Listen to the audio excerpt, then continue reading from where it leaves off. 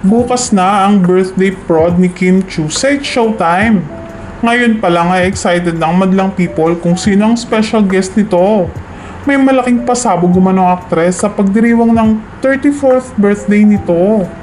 Unang sinurpresa ni Kim ang kanyang fans sa pamamagitan ng bago niyang hairstyle. First time niya nga kasi na magpa-short hair talaga ng todo. Si Kim dahil ever since ay nakikita natin siya na may long and wavy hair.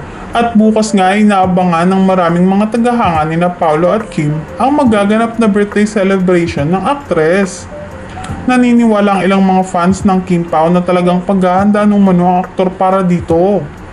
Tila hindi nga lang talaga tatapatan ang pagpapakilig noon sa mga fans ni na Alden Richards sa birthday ni Kath, kundi tutumbasan din niya ito ng totoong feelings kay Kim Chu.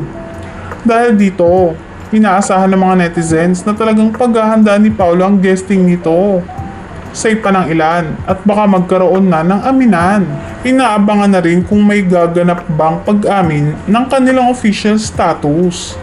Excited na nga ang mga Kim Pao fans sa mga magiging tanong ni Meme Vice sa mga bida ng What's Wrong with Secretary Kim pagdating sa buhay pag-ibig nila.